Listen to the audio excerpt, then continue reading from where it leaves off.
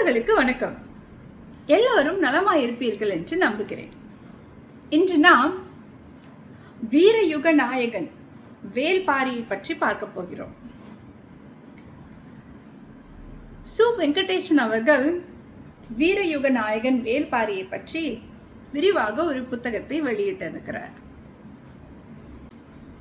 பாரி என்று சொன்னால் நமக்கு கடையேழு வள்ளல்களில் ஒருவர் என்று தெரியும். முல்லைக்கு தேர் கொடுத்தான் பாரி என்று தெரியும். இன்னும் விரிவாக பாரியை பற்றி தெரிந்து கொள்ள வேண்டுமானால் சு. வெங்கடேசன் அவர்கள் நமக்கு அருளி செய்த இந்த புத்தகத்தை வேல்பாரியை நான் பரிந்துரை செய்கிறேன். பாரியை நேசிப்பவர்களுக்கு, தமிழை நேசிப்பவர்களுக்கு அவர் கொடுத்த மாபெரும் வரம் என்றுதான் நான் இதை சொல்வேன். இந்த புத்தகம் வீரத்தை பற்றி, கொடையை பற்றி, கருணையை பற்றி, பேரன்பை பற்றி, இயற்கையை பற்றி, போர்களை பற்றி, கோபம், காமம், தந்திரம் எல்லாவற்றையும் மிக அழகாக வர்ணிக்கிறது. இந்த புத்தகம் மிக எளிமையான தமிழ் வார்த்தைகளை கொண்டு எழுதப்பட்டுள்ளது. கவித்துவமான வார்த்தைகளையோ எதுகை மூனைகளையோ நீங்கள் இந்த புத்தகத்தில் பார்க்க முடியாது.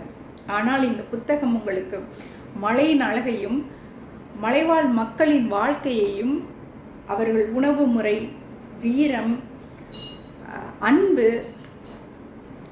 அவர்கள் வணங்கிய தெய்வங்கள், அங்கு வாழ்ந்த தேவாங்க விலங்கு, தெய்வ வாக்கு விலங்கு என்பதே பின்னாளில் மருகி தேவாங்கு என்று ஆனதையும் ஆசிரியர் குறிப்பிட்டிருக்கிறார். இப்படி எல்லாவற்றையும் இந்த புத்தகம் பேசுகிறது. மன்னர் ராஜராஜ சோழன் 1000 ஆண்டுகளுக்கு முன்பு தஞ்சையை கட்டினான் என்பது நமக்கு தெரியும். 1000 ஆண்டுகளுக்கு முன்பு வாழ்ந்த ராஜராஜன் கல்வெட்டுகளில் பாரியின் பெயரை குறிப்பிட்டிருக்கிறார். அவருக்கு முன்பு 1000 ஆண்டுகள் வாழ்ந்த பாரியின் வரலாறை ராஜராஜன் நமக்கு கடத்தி சென்றிருக்கிறார்.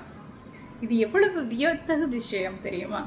இந்த புத்தகம் நமக்கு இன்னொன்றையும் தெளிவாக கூறுகிறது. என்னவென்றால், ஒரு புறம் மூவேந்தர்கள், சேர சோழ பாண்டியர்கள், மாபெரும் நிலப்பரப்பையும் படை வலிமையையும் பணபலத்தையும் கொண்டவர்கள்.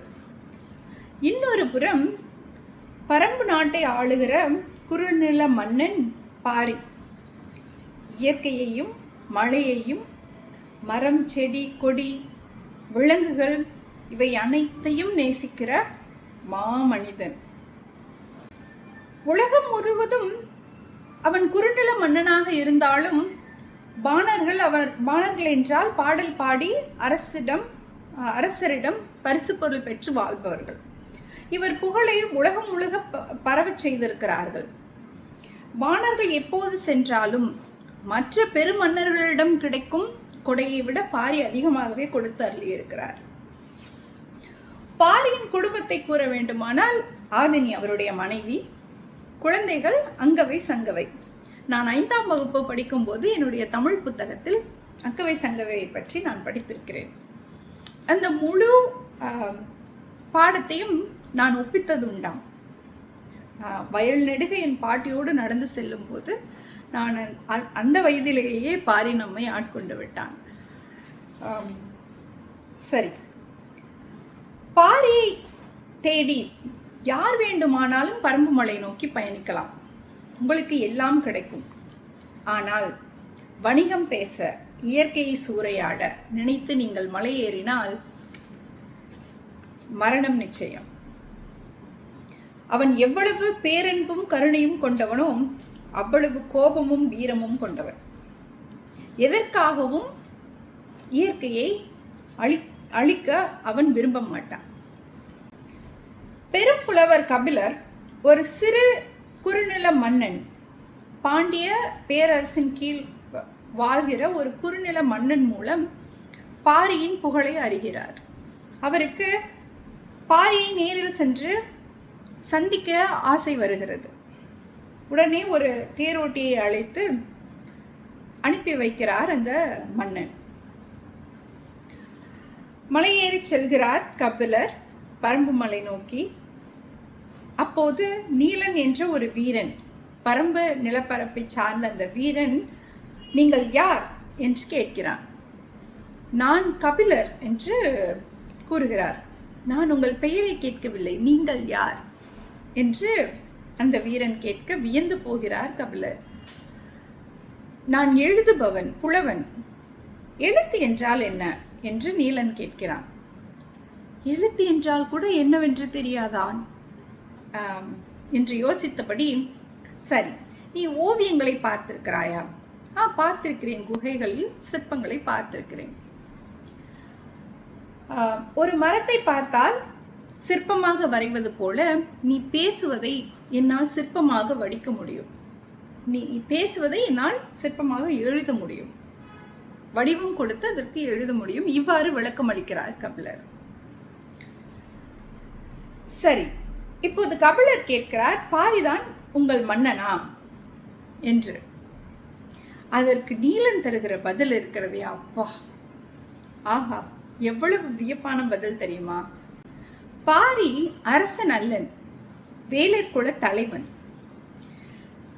நாட்டை ஆள்வது போல காட்டை ஆள முடியும் என்று நீங்கள் நினைக்கிறீர்களா?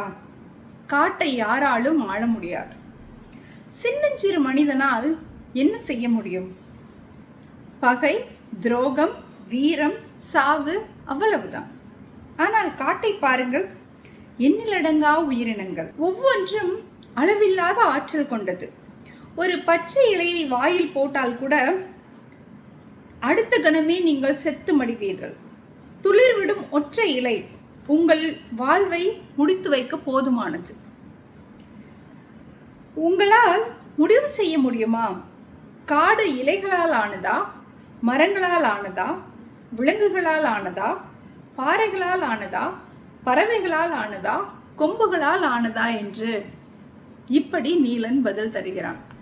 இப்படி உரையாடி கொண்டே கபிலர் மலையேறுகிறார். பாரியை தரிசிக்க மலையேறிய கபிலரை தன் தலையில் தூக்கி வைத்துக் கொண்டு பாரி மலையேறினார்.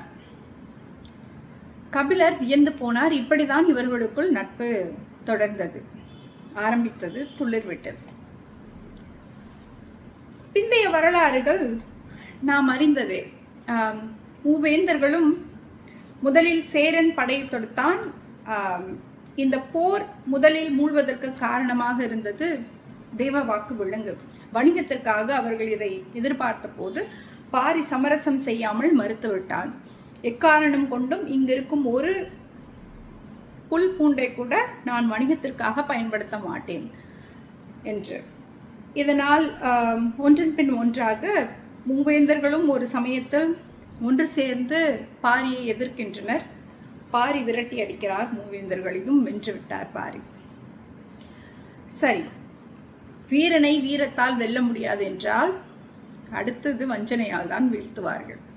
வஞ்சனையால் வீழ்ந்து போனான் பாரி. கபிலர் பாரியின் மீது கொண்ட நட்பின் காரணமாக, பேரன்பின் காரணமாக அவரது இரு மகள்கள் அங்கவை சங்கவை இருவரையும் பின்னாளில் திருமணம் செய்து வைத்து உண்ணா நோன்பிருந்து மரணத்தை தழுவினார். நட்பிற்கு இலக்கணம் பாரியும் கபிலரும். அவருக்கு இன்றும் கபிலர் குன்று என்று ஒரு மலையில் இன்றளவும் அவருக்கு நினைவிடம் உள்ளது. அங்கே சிவலிங்கத்தை எழுப்பி அம்மக்கள், பாரியின் மக்கள் வழிபட்டதாக வரலாறு சொல்லுகிறது. இப்போது கூட நாம் கபிலர் குன்றை சென்று பார்க்க முடியும். 1,00,000 பதிப்புகளுக்கு மேல் விற்று தீர்ந்தது. பல குடும்பங்கள் பாரியை கொண்டாடி தள்ளிவிட்டனர். வாசகர்கள் தன் பிள்ளைகளுக்கு பாரியின் பெயரையும் ஆதினியின் பெயரையும் அங்கவை சங்கவை பெயர்களையும் நீலன் இப்படி பல கதாபாத்திரங்களின் பெயர்களை சூட்டி மகிழ்ந்தனர். வெற்றி விழாவில் சூப்பர் ஸ்டார் ரஜினிகாந்த் அவர்கள் பங்கேற்று பெருமைப்படுத்தினார். சு வெங்கடேசன் அவர்களின் எழுத்து பணி தொடர வேண்டும். பாரியின் நாமம் தமிழ் வரலாற்றில் என்றும் வாழும். நன்றி.